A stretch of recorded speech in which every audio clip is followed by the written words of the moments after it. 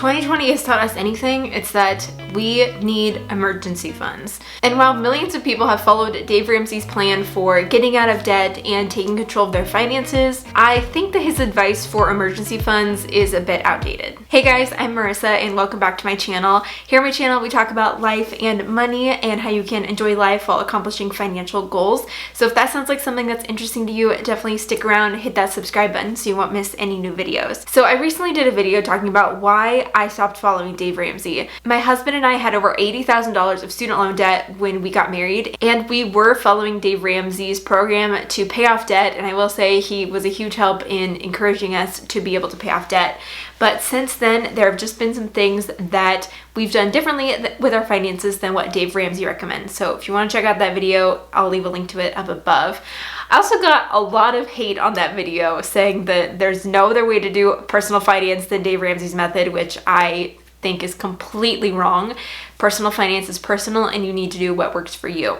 That being said, in the video, I actually failed to mention his take on emergency funds, which is something that we actually have done differently as well. So I wanted to sit down and talk about Dave Ramsey's advice on emergency funds and why we do it differently and how his advice doesn't really make sense for 2020. So let's first talk about Dave's advice. If you've been following Dave Ramsey for a while, then you know all about the baby steps. But if you haven't, basically Dave Ramsey breaks down his financial advice in 7 baby steps, which makes it super easy to follow, and you can work like one at a time to be able to work towards financial freedom. The very first baby step is to have $1,000 of an emergency fund in the bank.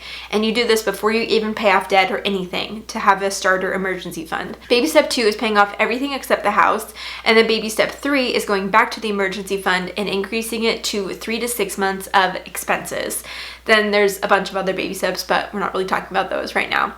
So baby step 1, $1,000 in the bank. Here's the thing. Dave Ramsey came out with the baby steps in, I think it's the 90s, and it's definitely been a while since he's created these guidelines. I was trying to do some research before this video to see if anything's ever been changed.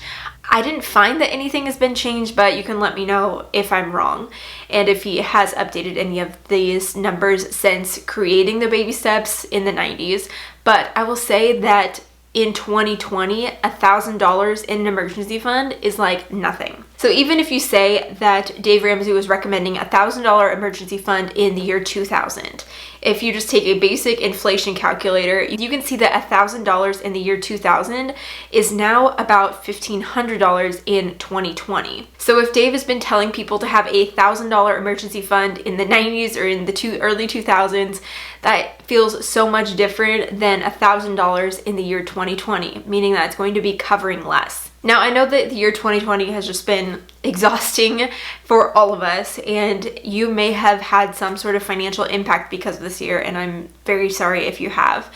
But I think that all of us, after going through 2020, can attest to wanting more of an emergency fund, even while paying off debt. $1,000 doesn't get you very far. And for people who were suddenly laid off in early 2020, and even now, maybe 6-7 months later, still don't have jobs, you can really understand that $1,000 doesn't get you very far.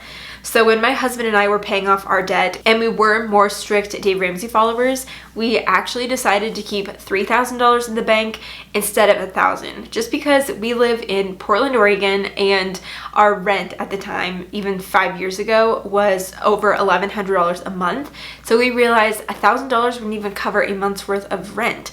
And we also drove older cars and were unsure, you know, if they would need any sort of maintenance because they were older. So we decided to keep $3,000 in an emergency fund. That way we felt a little bit better while we were paying off debt, knowing that we had a little bit of an extra cushion in our savings. I know that the point of the $1,000 emergency fund is to make you feel a little bit uncomfortable.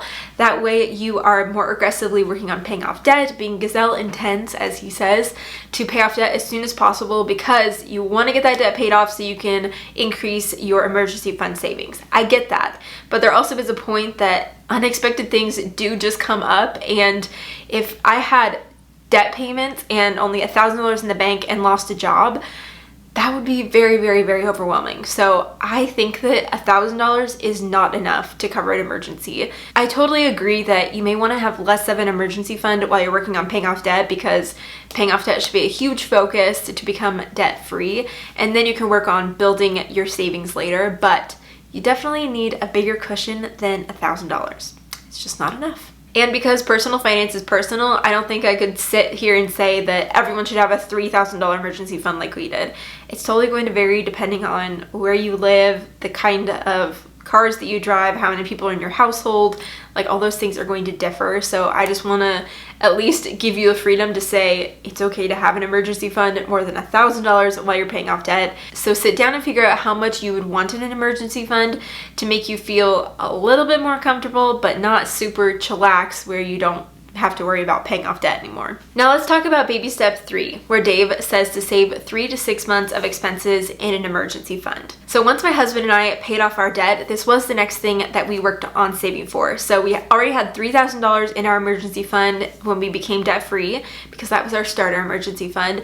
And then we worked at increasing our savings. At the time, we were just living in an apartment and our expenses were pretty low. We had cheaper rent and we now live in a house, so things are a little bit different. But at the time when we were renters, we decided to have $10,000 in an emergency fund. And this was about 5 months of necessary expenses while we were renters. But since we already had $3,000 in there, we only had to save an additional $7,000 to get to that goal of a $10,000 emergency fund. So after we had that money set in our emergency fund, we decided to start saving for a down payment on a house, which is what we did. And then about a year later, we were able to purchase the house that we're in now.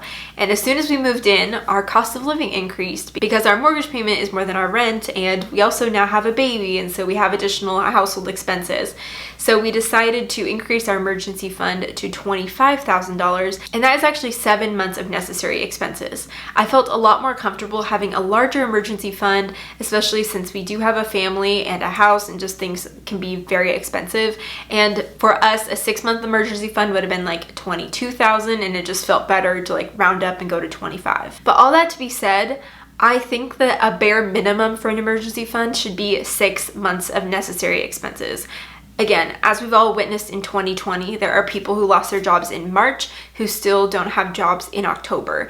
And a 6-month emergency fund wouldn't have even covered all of that if they weren't getting some sort of income during that time. I've even talked to my husband about wanting to have more like 9 to 12 months of an emergency fund, just because of the things that we've seen happen in 2020, and we want to be fully prepared and secure. I know that for me, I feel such a sense of relief knowing that we have the money in the bank that we could use if an emergency came up, and we are planned and prepared for it, and it wouldn't impact us at all. So having that extra money does give me a sense of relief. So while Dave says 3 to 6 months of expenses, I would definitely err on the side of 6 months, if not even more. We keep our $25,000 emergency fund in a high yield interest savings account, which high yield means basically nothing these days with how low rates have become. I think my account gets down to 0.6%. It used to be 2.2 when I opened it just a year and a half ago, but it's definitely gone down since. But we have that money sitting there aside. Hopefully we never have to touch it. That being said, we also have a couple Roth IRAs. And the great thing about a Roth IRA is that it can be used as an additional emergency fund if needed, because you can take out the contributions to a Roth IRA without paying any taxes or penalties. Note that's the contributions, not like the interest that you earn on it, but just what you put into it. So that being said, I know that we have an additional like $15,000 right now in our IRAs that we could use for an emergency if we truly, truly needed it. Now, I will say that I don't ever want to have to do that because I don't want to touch investments for anything else besides anything for retirement and long-term savings. So I want that to sit there. But even just knowing we have $25,000 in a high yield interest savings account that's, you know, just sitting there and I can pull from at any time, and knowing that we just have this backup emergency fund that we could use if truly needed and I never want to with our Roth IRA, makes me feel a little bit better. So between the contributions with our Roth IRA and then also our emergency fund, we do have about 12 months of expenses saved. So let me know in the comments below, how much do you think you should have in a fully funded emergency fund? Let me know if you're on that 3-month side or maybe you're wanting to do 12 months. I know that we've all learned something from 2020, and for me, it's definitely been the importance of having an emergency fund. And we actually finished ours in March of 2020. It was very timely, and I am grateful that we haven't had any sort of income interruptions during this time. So our emergency fund is still just sitting there waiting, and hopefully we never have to touch it. So thanks so much for hanging out. Don't forget to subscribe to my channel if you're not yet subscribed, and I'll look forward to seeing you guys in the next one. Bye.